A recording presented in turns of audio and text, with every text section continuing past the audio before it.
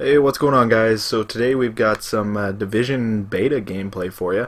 A couple of weekends ago, I got to play the beta for the Division, and all in all, I was quite impressed with the game. The world was huge. I mean, like, we only got a tiny little section of the city, but the world overall was quite large from what I could see on the map. The graphics I was pretty impressed with. The overall interactivity of the environment I thought was great. I mean, like, there were cars all over the place with doors and their hoods open, and you could close them all. I thought that was really cool. Overall, I don't know. Like, my first impression of the game was it was really confusing.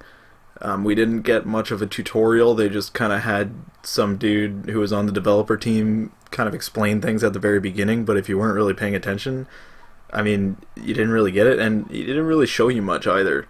Just kind of the basics. He didn't really tell you exactly how to do things, which was kind of frustrating, but and like in game there was no real tutorial either.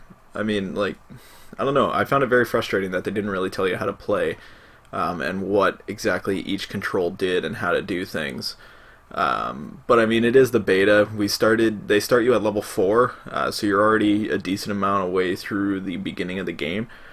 So that you couldn't see the beginning. That was the whole point of that. So that was interesting. Um, Overall, the mechanics, like the way the game plays and the way it feels as a shooter, I really enjoyed it. I've never played or been too much of a fan of third person, other than GTA, but I really enjoyed this. I liked one of the main points is that the aim assist is extremely minor. Hardly anything that I noticed in terms of aim assist, which was really nice, because I'm not a huge fan of the Call of Duty aim assist. How strong it is makes it really easy to get the kill if you're not really that good at the game. Um, so overall, I enjoyed that. The menu navigation is really cool. You can see it here. You just press, excuse me, you press select or the touchpad, whatever console you're on, and up pops the menus, or the map. Sorry, start or options is the menus. I apologize there. Brings up this menu. It shows your player, so you can see on the player what you're changing. It constantly shows you the guns, what guns you have. You can modify all the guns. I really think that that is going to be a really cool part of the game.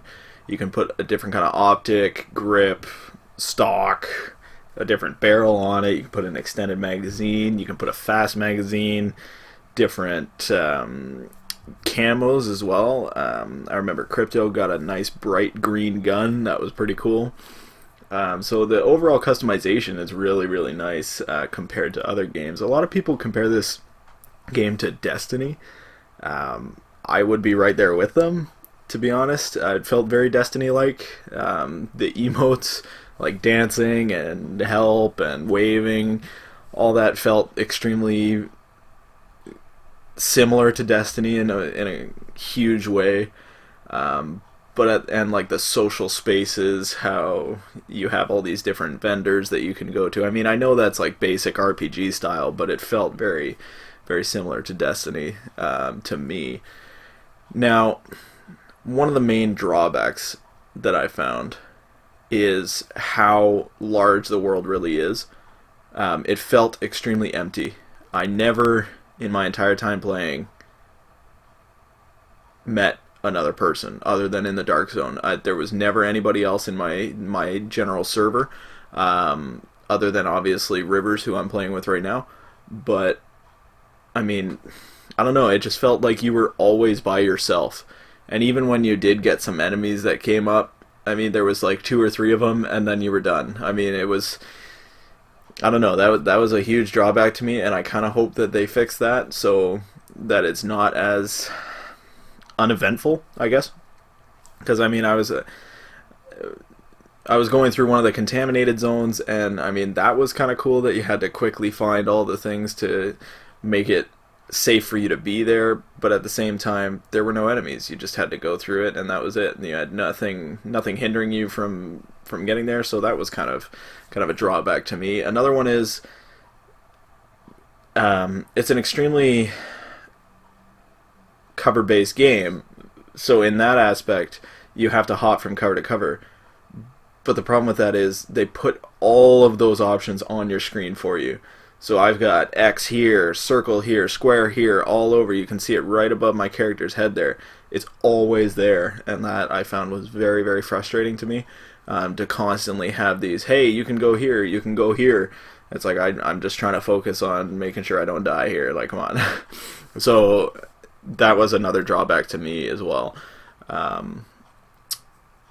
Just overall, it felt kind of cluttered, if that makes any sense. Like the HUD was very cluttered, with a whole bunch of options to press a certain button and all that kind of stuff. And I've heard a bunch of people agree with me on that fact as well. So I'm kind of hoping they kind of dim that down a little bit, before the game's release. But all in all, I really did enjoy the game. I thought it was very well put together. It's just a beta, so there's so much more that can be done, and I think if we play it right from the beginning and not get thrown in kind of halfway through the beginning, I think it'll be a lot better. So yeah, all in all, I think it's a great game. Everything felt great. For a beta, I thought it was pretty solid, not too glitchy at all. Obviously a couple things here and there, but I mean, what can you expect from a beta? I'm very excited for the game, can't wait for it to come out, and if this is any indication of what the full game is going to be like, I mean, I'm very excited for it. Obviously some things need to be changed, but that's what a beta's for. So if you guys enjoyed the review, if you found it helpful, let me know down in the comments below, and we'll see you guys next time.